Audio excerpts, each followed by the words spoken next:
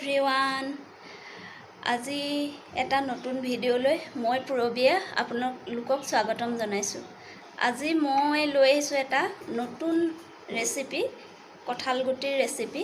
কঁঠালগুটিটো সকলোৱে দাইলত দি খায়েই, তথাপিও মই বেলেগ ধৰণে এটা কঁঠালগুটিৰ ৰেচিপি আপোনালোকৰ আগত বনাই দেখুৱাব খুজিছোঁ। আহকচোন ভিডিঅ'টো আৰম্ভ কৰোঁ।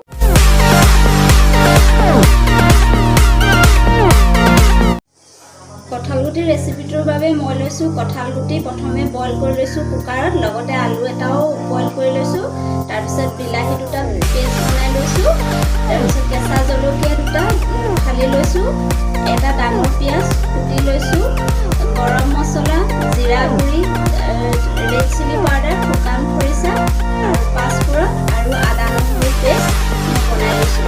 এতিয়া মই গেছত কেৰাহী এখন পাতি বনাবলৈ কেৰাহীখন গৰম হ'বলৈ দিলোঁ। এতিয়া মই তেল দিম, তেল নিজৰ ইচ্ছা তেল দিলোঁ। তাৰপাছত মই পাঁচফোৰণ গৰম তেলত দি দিছোঁ। কাটি লোৱা জলকীয়া ফালি লোৱা দি দিম।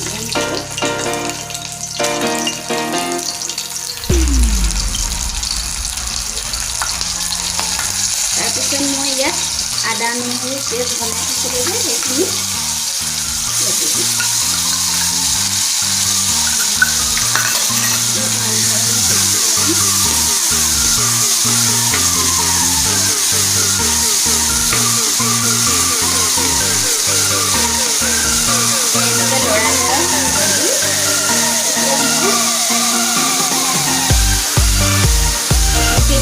পিঁয়াজখিনি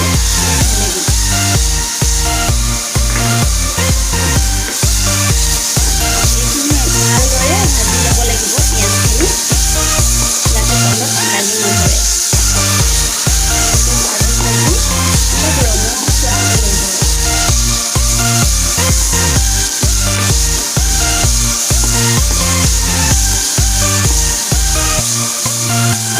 পিঁয়াজখিনি ৰঙচুৱা হৈ যোৱাৰ পাছত মই বিলাহী পিচি থোৱাখিনি পেষ্টখিনি দি দিলোঁ।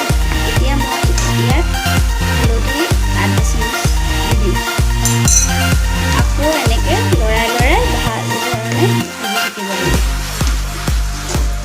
ভাজি ভাজি ইয়াৰ পৰা অলপ তেল ওলোৱাৰ পাছত কঁঠালগুটিখিনি দি দিব লাগিব।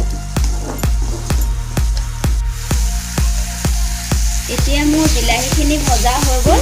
এতিয়া মই কঁঠালগুটিখিনি আপোনালোকে এনেকুৱা কৰি ল'ব। এতিয়া মই ইয়াত কেৰাহীত দি দিম।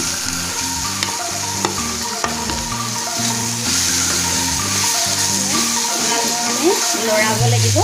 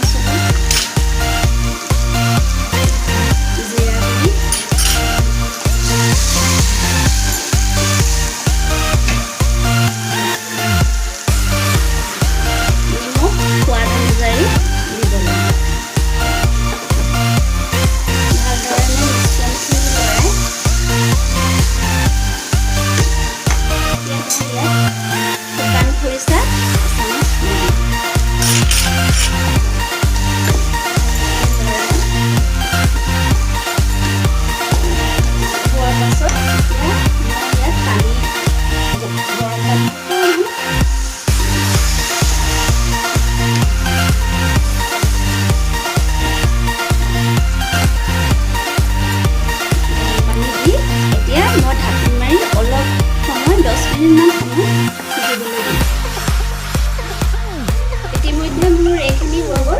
এতিয়া মই গেছৰ পৰা কেৰাহী নমাই ঠাণ্ডা হ'বলৈ দিম, তাৰপিছত পৰিৱেশন কৰিম।